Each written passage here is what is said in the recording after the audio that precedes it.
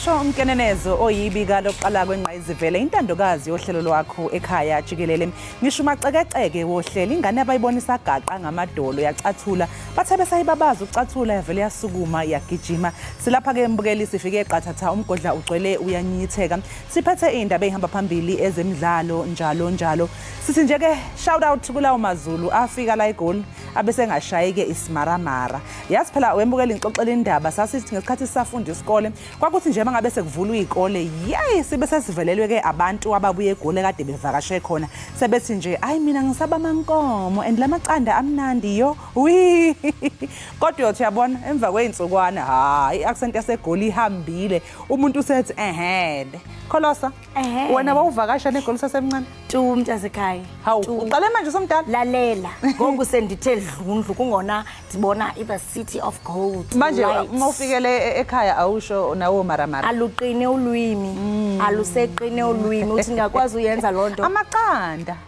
amankomo amabuffalo Right God hayi ngiright sana wena ndiyaphila nami inkosi uluvuyo manje usoloko nje iqhuba lento nawe manje mihla yonke kuvuyama hawu mbukeli weEkhaya Jikelele lingatsho elokuyitsho mbukeli selusazi kuba kumele bezindlebe uhambule kule bhekelo yethu itsalileyo nephuphumayo kaloku kuthiwa evuka mva idliwa zizagweba walala wasala wavuka waqhamla vuka sizwe sako wethu uqala usuku lwakho uxhobile namhlanje ke seniphakela indaba esematheni ezopolitiko ezemidlalo imo yezulu dibala ntoni na mathi nje thathani ngobozi nezithebe ukuze nibe nakho ukukhongozela konke esiniphathele kona namhlanje indwendwe masixhoma ibhaki zinyenyiso umbhinqo zibhukuqe ngoba kusekhaya nalapha dimla ke unonkanyezi Lubisi inkanyezi ebright writing nayo tu ifright bhanyabhanya Peter Mtyholi masisitshaye iziqhuma ezanamhlanje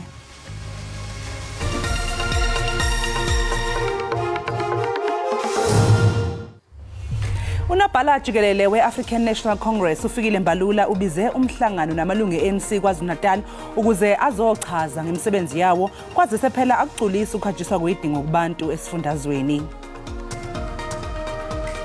Umphathiswa wamapolisa ubhekicele unqinile kwikomiti ejongene namapolisa ukuba uPaul Mashatile wayengekho ngexesha lesiganeko esimandakanya onogada bakhe.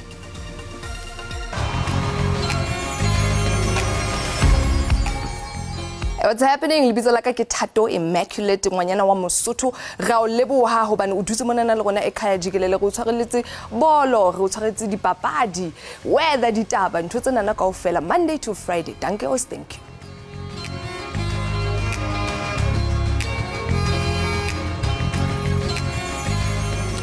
Unobhala Jikelele we-ANC ufikile Mbalula ubize abaseyikhundleni kahulumeni KwaZulu-Natal ukuthi bezocacisa ngemisebenzi yabo njengoba ikomkhulu leqembu iLuthuli House ingagculisekile ngokugqoza kokulethwa kweinsiza kahulumeni esifundazweni.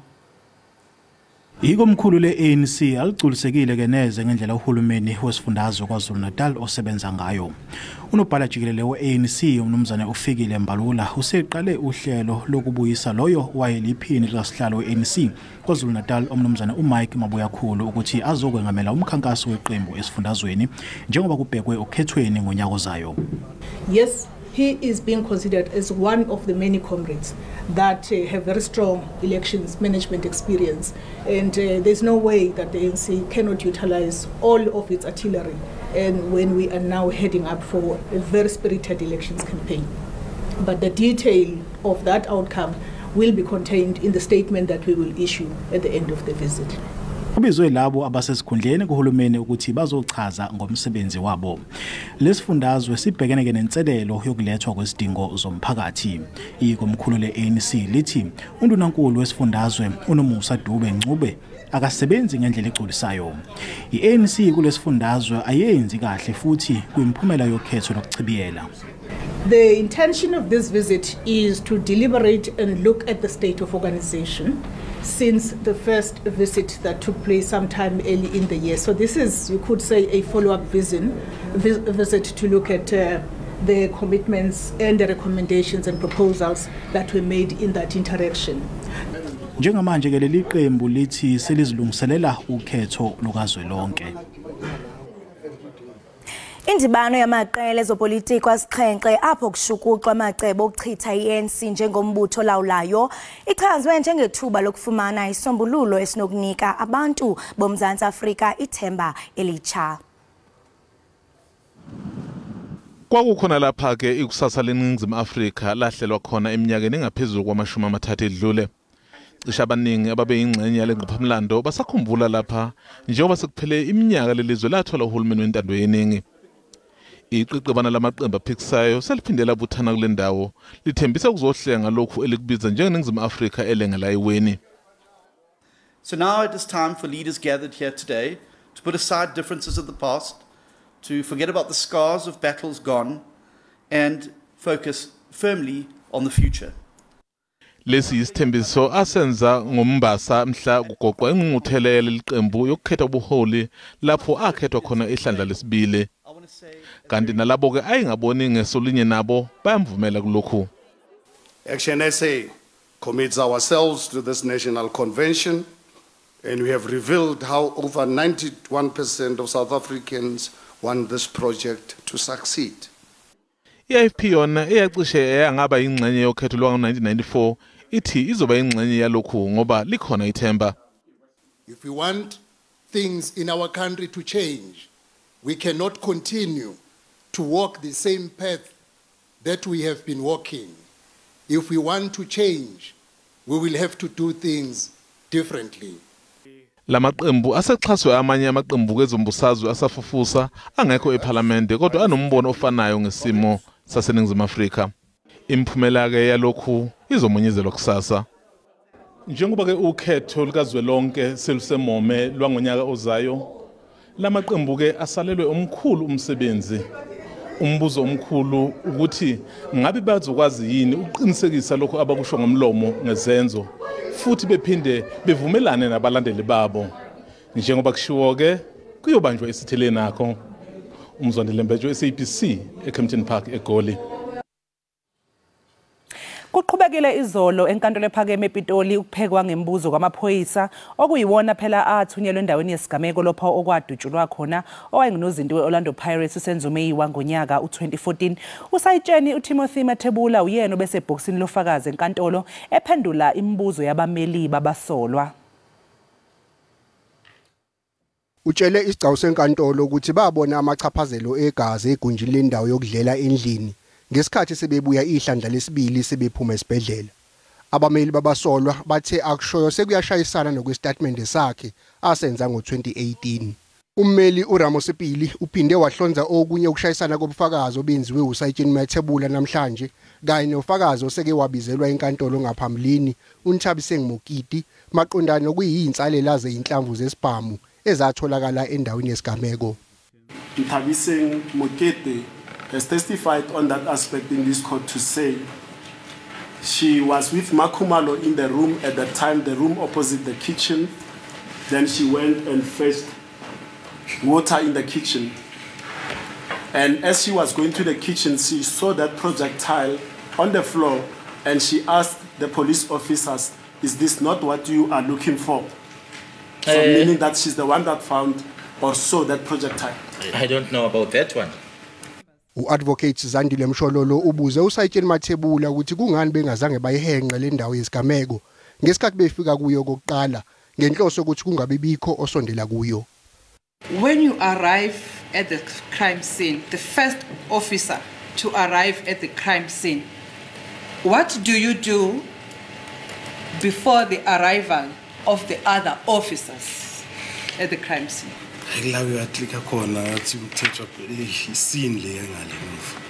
Iphoyisa uwarrant officer Thabo Mosia ongomunye wamaphoyisa afika endaweni yesigameko uzoqhubeka nobufakazi bakhe kusasa.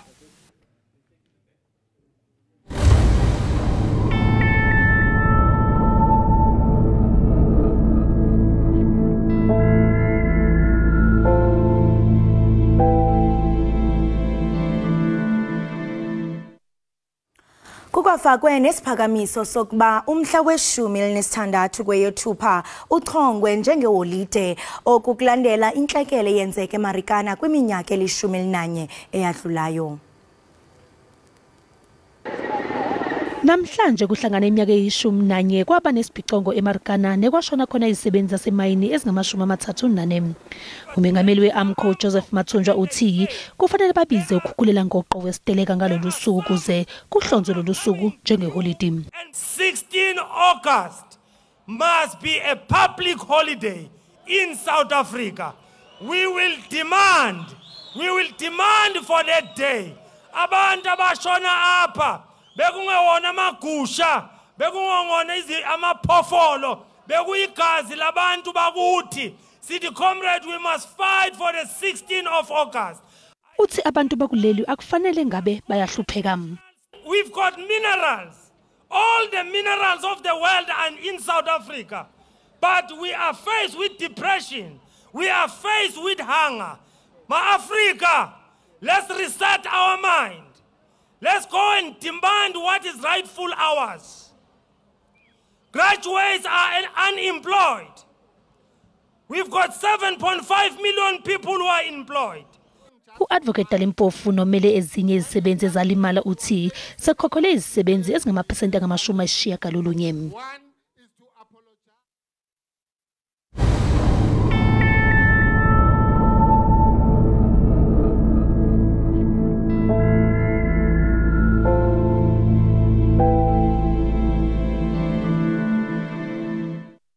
Umvikelo omphakathi osamisiwe esikhundleni uAdvocate ubusisiwe Mkhwebane useqoke ithimba elisha labameli okuyilona elizomela esigcawini sekomiti laPhalamende elisungulwe ngaphansi kwesigatshana somthetho uSection 194 eselizophothula umsebenzi walo.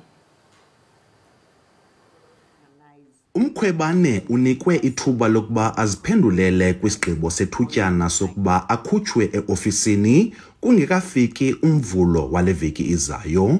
Uthi oku kungangenzeki ngokuba amagqwetha akhe amatsha kufuneka aziqhelisanise nezitshyolo ajongene nazo. The committee is expecting me to respond by the 21st of August, even though this process is riddled with illegalities.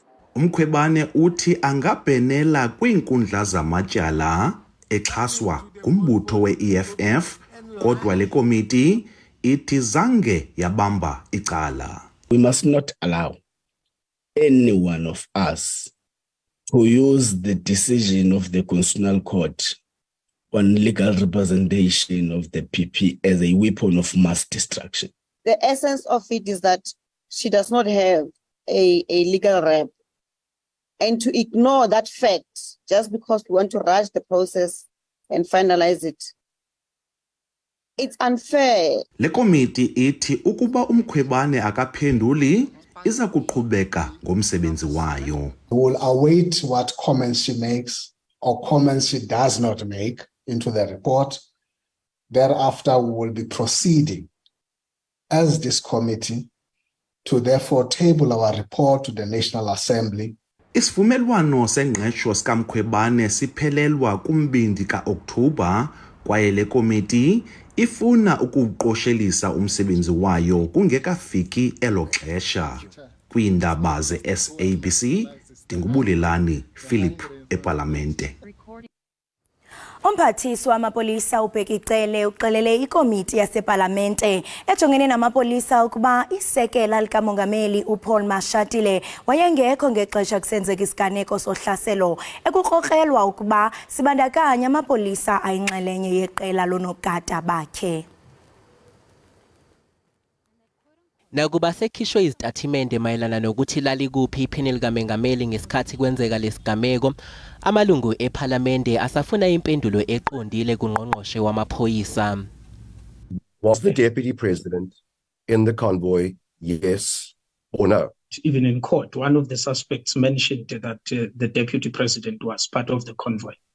We want to be taken into confidence once and for all whether he was there, yes or no. Ephekwa ngobhojwana ucele uphendule wathi angeke akwazi ukuphendula yonke imibuzo njengoba lolu daba selusezithebeni zenkantolo kepha wakhanyisa ngokuthile. The DP was in the convoy, was not on the crime scene, where I think 2 of his cars they pulled off to deal with that matter. Lesigameko saqoshwa ngomakhalekhukhwini, ivideo yaso yasabalala okumlilo wequbula ezinkundleni zokuxhumana. The 8 officers involved must face the consequences of their actions. Police behavior as captured on the now infamous video must always be condemned and can never be excused. Amalungu ePhalamende abesetshela izikhulu zamaphoyisa ukuthi umphakathi usuyawesaba amaphoyisa ngenxa yesihluku sawo.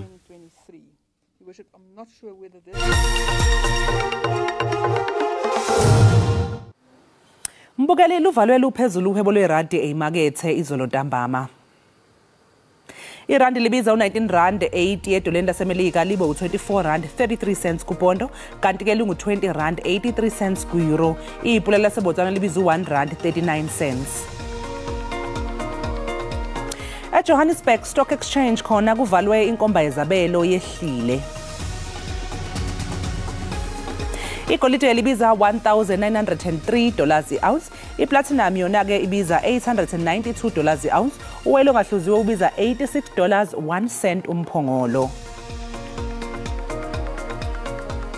Njengamanje ke mbukeli sekuleso sikhathi sokuthi ke sibheke siphose ihlo noma amehlo ethu lapha yasibona ukuthi isimo sezulu sime kanjani.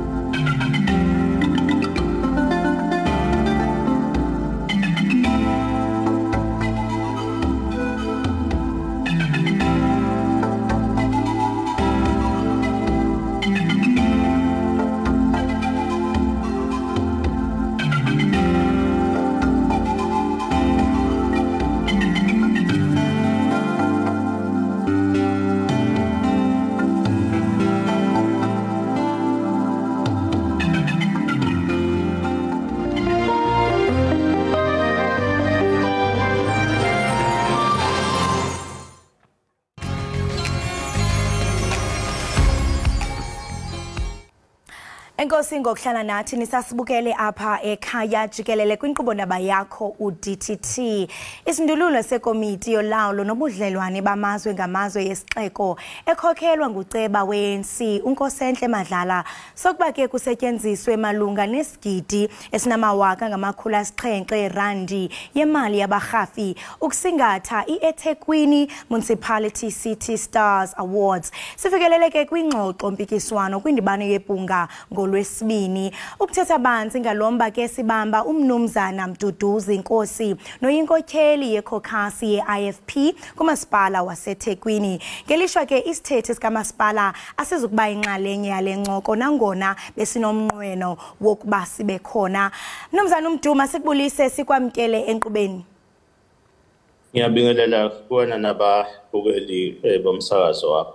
Enkosi, ingaba nikuchasa ngabuni ukusetyenziswa kwemali kulomsitho ikakhulukazi xa mhlambe sizawuqwalasela imicelimngeni ajongene nayo umasipala nabahlali?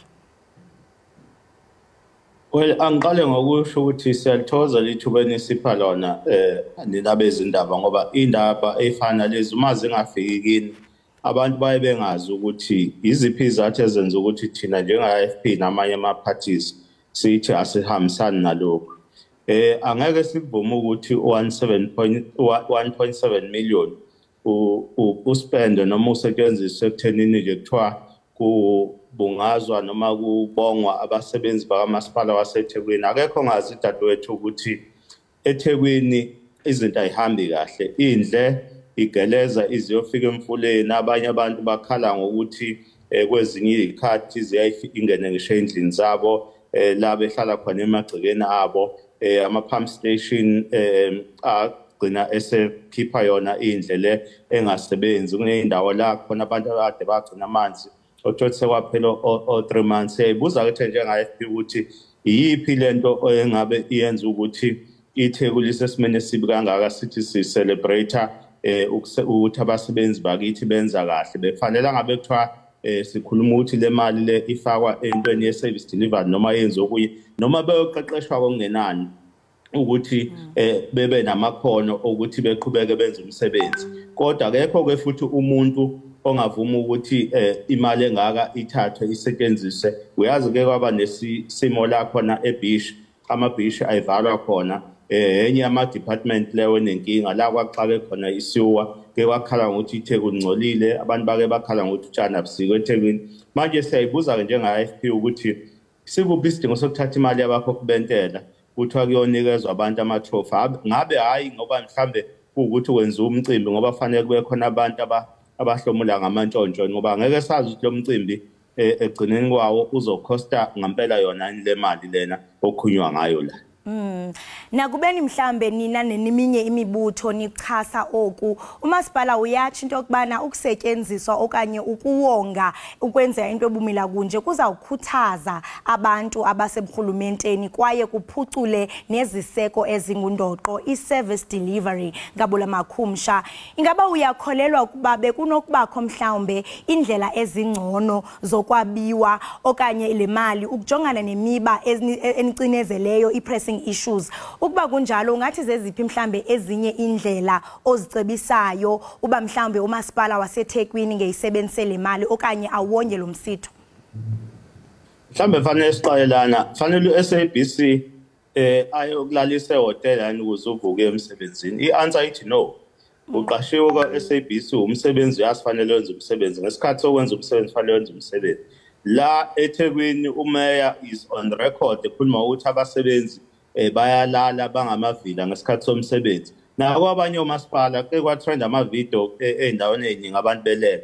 Ngakho-ke akukho la kufanele khona umuntu uma eqashiwe eqashelwe ukwenza umsebenzi wakhe kufanele azancengwe kube nama-incentives ukuthiwa uyakhuthazwa ngawo ukuthi uyabongwa ukuthi wenza umsebenzi. Ngani uqashiwe uma umuntu engawenza umsebenzi wakhe kufanele ayeke lo muntu. There are so many thousands of people abafuna umsebenzi la eThekwini. Le mali ukuba iyathathwa kuthiwa kuncishiswe kwi-department kaMnumzane Madlala okuyiyona yenza lo msebenzi kuyofakwa laphana kuyo-human settlement and infrastructure la kunenkinga khona yamanzi, okunenkinga khona kagesi, okunenkinga khona yokuthutha kadoti, okunenkinga khona yokuthi isuwa iphazamisa abantu behlalele nemndeni yabo igeleze ingene ezindlini.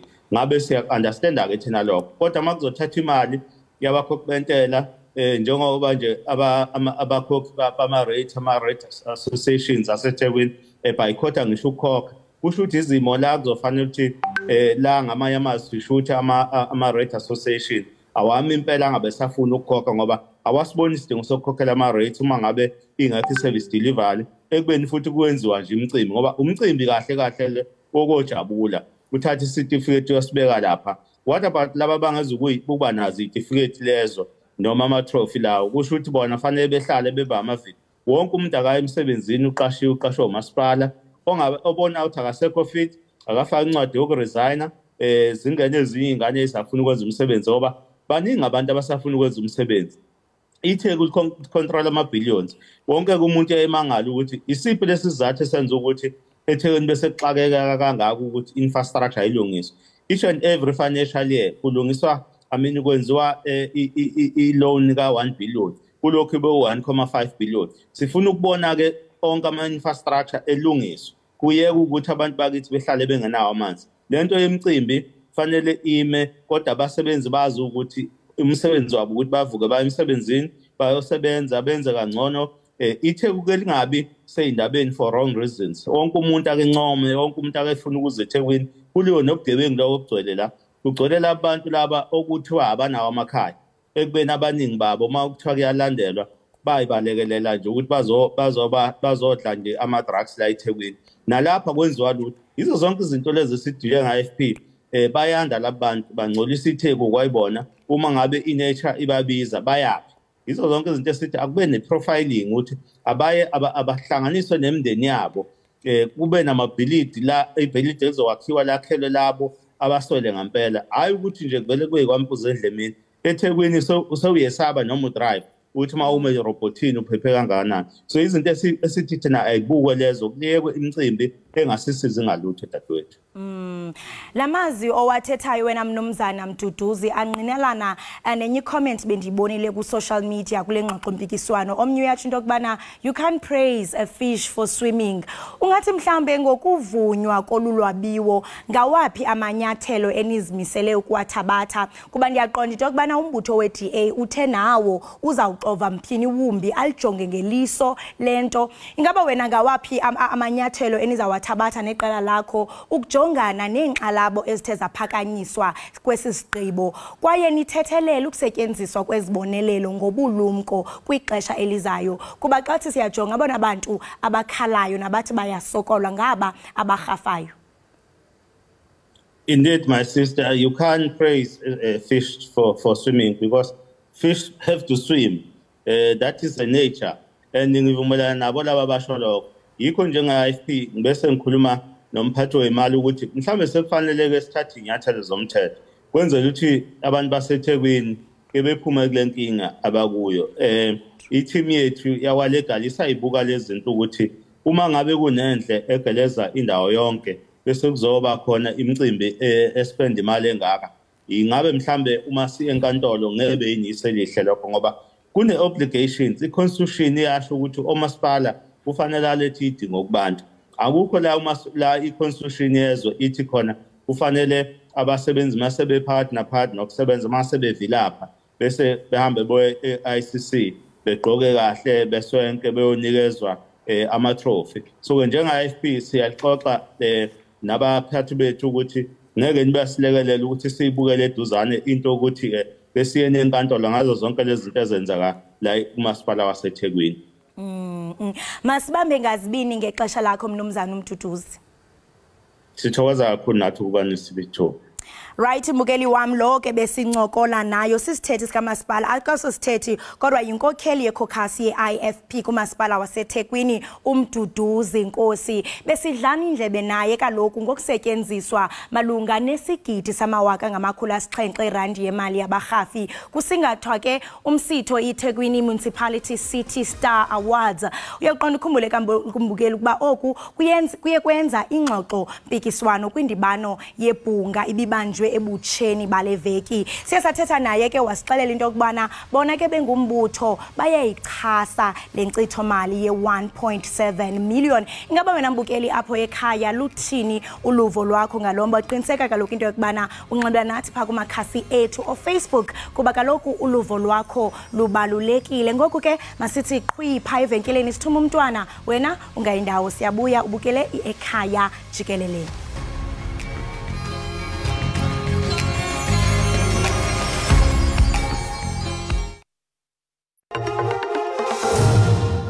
Sikomkele mbukeli Ekhaya Jikelele, sibonga kakhulu ukuthi usahlanganyele kanye nathi. Kanti njengamanje ke ake singene kwezemidlalo.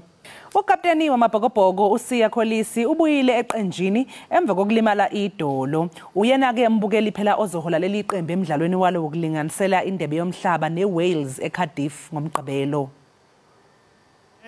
Ukholisi uyena ozohola iqembu lamabhokobhoko. Uzodlala noPeter Steph de Toit noJasper Virse okokuqala nqa selokhu bagcina ukudlala ndawonye eIreland ngolwezi nyakenye.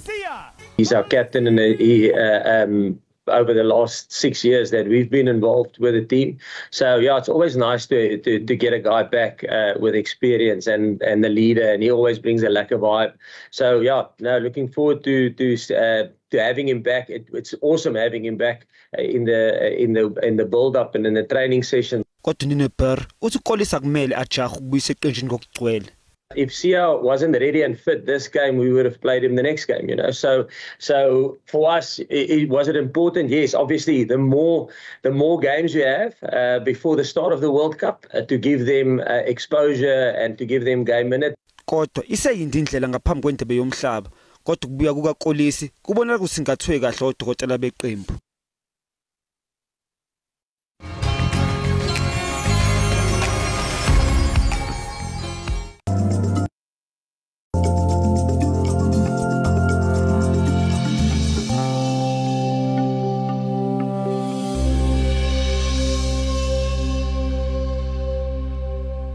Siphinde sikamukele mbukeli wekhaya Jikelele.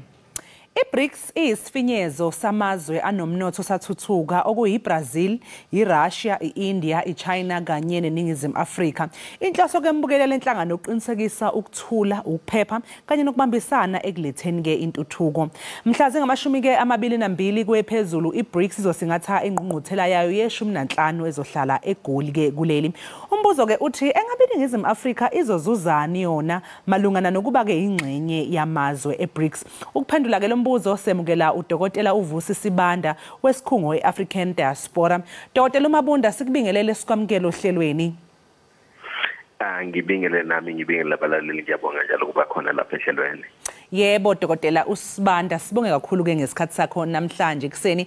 Umbukela sekhaya mhlawumbe uyayibuza ukuthi i-BRICS lokhu sizwa kuthiwa BRICS siyaqonda ukuthi iNingizimu Afrika yaba ingxenye noma yajoina i-BRICS ngonyaka u2010 okumele ukuthi enye amanye amazwe ayingxenye ye-BRICS okuyiBrazil, iRussia, iIndia, iChina kanjalo neNingizimu Afrika. Engabe mhlawumbe dokotela uSibanda yini inhloso yalamazwe esesiwabalile ngeBRICS?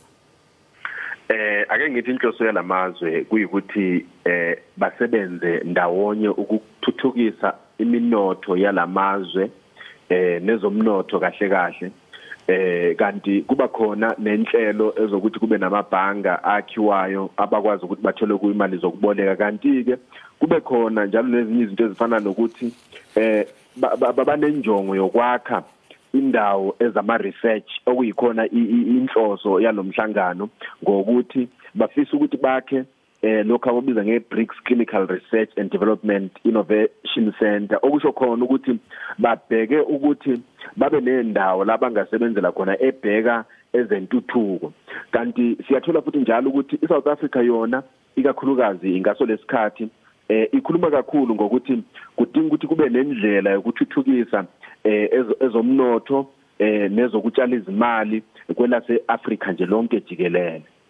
Engabe iyasungulelwa ke ukufeza umsebenzi muni iBRICS? Ikuphi iNingizimu Afrika ezohlomula ngakho ngokuba ingxenye yeBRICS?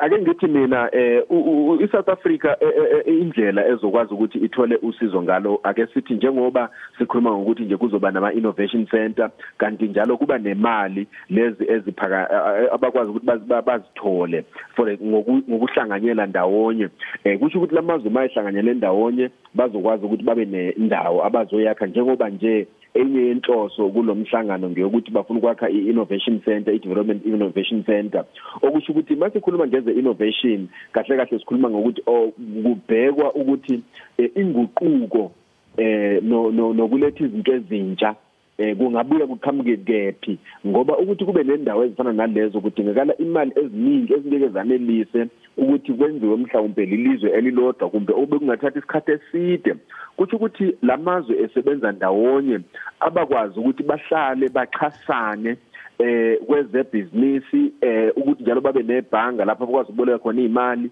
bangahlali njalo nje bebheke iIMF kuphela kodwa ngoba lena libhanga kakhulukazi esingalibiza ukuthi ngelamazwe asentshonalanga iWest ayiwona aphethe kakhulu lapha kusho ukuthi iBRICS kuyindlela ukuthi basuke kulezo zinto ezisuka kulamazwe awentshonalanga bazenzele into yabo bona bodwa ezokwazi ukuthi isize amazwe angamalungu aweBRICS. Manje mangabeke sebezenzela lokho ke abathu bazokwenza bodwa ingabe iluphi ke uhlobo lwemali ozosetshenziswa ke iBRICS currency okuthiwa ke izothatha indawo yedola futhi lokho ke ingabe kuzokwenzeka kanjani futhi ke nje kuzowahlomlusa kanjani ke amanye amazwe eBRICS ukuthi kube neBRICS currency?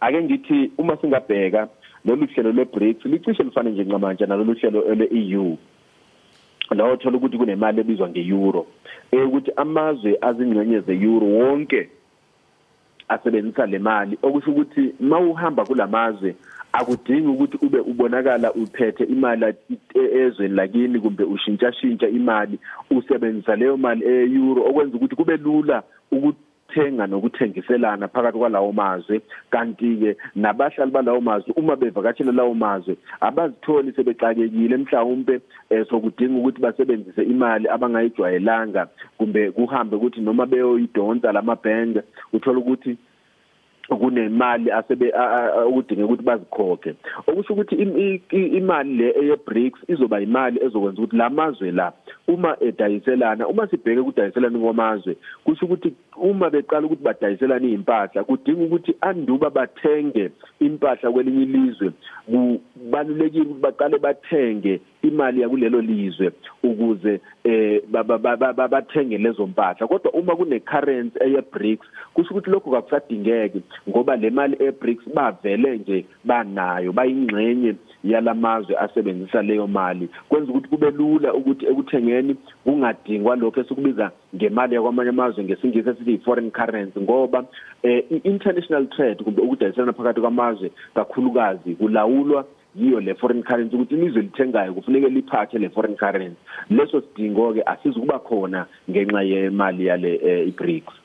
Manje Dr. Sibanda kusho ukuthini ke lokhu edoleni laseMelika ingabe lizoba ngaphansi kwencindezi ingabe lizofadabala ngabe singalibona nje liqhubha kanjani ke emva kokuthi kusungulwe le BRICS currency empeleni kusho ukuthi lizabe selithola ke ukuba nomncintiswano omkhulu kakhulu ngoba phela ngoba yilona elitholakala indawo eziningi kusho ukuthi ke kulamazwe la alizukubaluleka ngoba laba bantu bazoqala ukuthi bazisebenzisele imali yabo kanti ke namanye amazwe ke afuna ukuthenga nokuthengiselana namazwe awe-BRICS akazi ukudinga ke idola laseMelika kusho ukuthi sokuzodingeka ke yona le mali eye-BRICS i-BRICS currency okuzokwenza ukuthi mhlawumbe ke uma iqhubeka ihamba kahle ngoba siyazi ukuthi amazwe afana no-India no-China athanda ukuthi akhuphuke kwezomnotho kule minyaka edlule enza kahle kakhulu okusho khona lokho ukuthi siyazi nokuthi China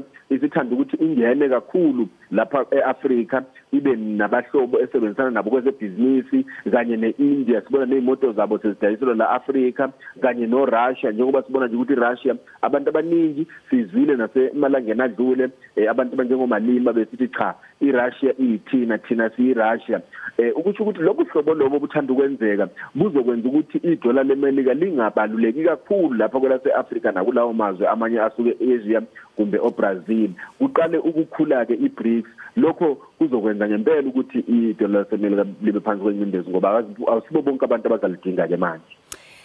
Manje ngiyacabanga lapha Dr. Sibanda ukuthi kusho ukuthini ke kulokhu kulomuntu mhlawumbe walapha eNingizimu Afrika kodwa ozinze noma osebenza le eAmerica sekusho ukuthi uma ngabe ethumela imali ezobethumela imali eyiletha ngapha ekhaya mhlawumbe ethumelela abazali kusho ukuthi lelo dola lizobe lingasenawo amandla lawo elinawo njengamanje. Empeleni kungenzeka ukuthi amandla lingabi nawo ikakhulukazi uma ezomnotho zihambe kahle kanti ke siyazi futhi ukuthi uma sibheka kwezomnotho kungenzeka ukuthi nabo labe-BRICS ikakhulukazi uma befuna ukuthengisa izinto eziningi uthola ukuthi imali yabo le ebizwa nge-BRICS currency bangayenza ukuthi ibe namandla ngoba befuna ukudayisa into eziningi ngoba phela mhlawumbe bangafuna ukudayiselana nawo lamazwe badayise impahla bayikhandayo bayidayisela amazwe afana nawo lamazwe awasentshonalanga lokho sikufunde kakhulukazi kwezomnotho ezenzakala ezweni efana naseJapan uma ubheka imali yaseJapan iphansi kakhulu kanti kusizana ukuthi imali yezwe ibe phansi kakhulu uma leli lizwe likhiqiza kwezomnotho impahla edayiselwa ngaphandle eningi kakhulu kusho ukuthi abantu bazoyithenga kakhulu leyo mpahla ngoba beyibona ishibhile ngokunjalo ngeke mhlawumbe sivele sithi cha kusho ukuthi lo osebenza kwelaseMelika mhlawumbe uzothola ukuthi idola leMelika lizoba phansi kuzoyake ngokuthi inhloso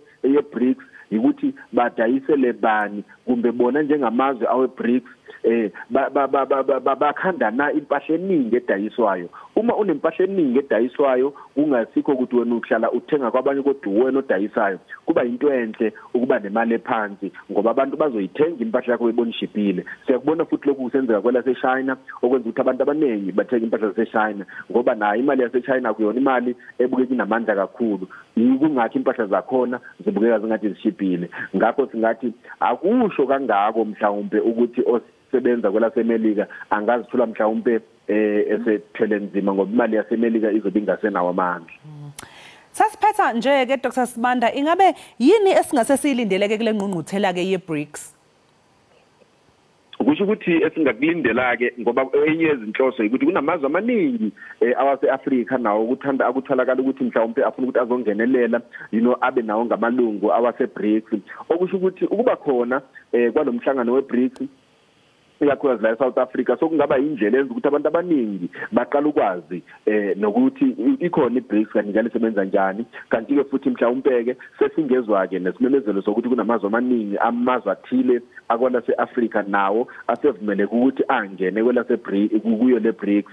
Kanti ke mhlawumbe lokho kuzosiza phela ukuthi amazwe anjengabo Russia namazwe afana no China no India babuyeke futhi la eAfrica bazoqala ukwakha izindawo zokukhiqiza impahla ukuze mhlawumbe kunokuthi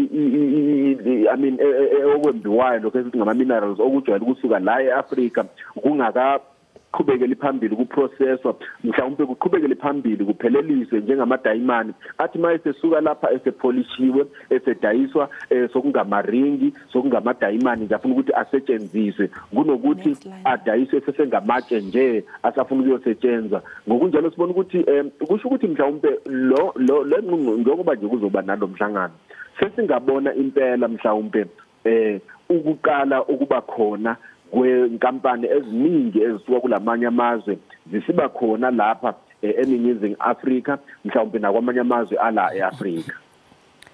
Sibonga kakhulu ke Dr. Sibanda ngesikhathi sakho sikufisele nosuku oluhle. Ngiyabonga kakhulu. Lowo ke mbukeli bekudokotela uVusi Sibanda ebesixoxisana naye ke mayelana nenqungquthela yeBRICS. Yena ke mbukeli ke ulapha ya kwi-African diaspora sikhuluma naye nje mayelana nenqungquthela yeBRICS ezobanjelwa kuleli phela eNingizimu Afrika. Njengamanje ke mbukeli isikhathi sesithe nje sashaya sathi mpo sekuyisikhathi ke sokuthi ke sibheke ke ehamba phambili ehoreni lethelisha.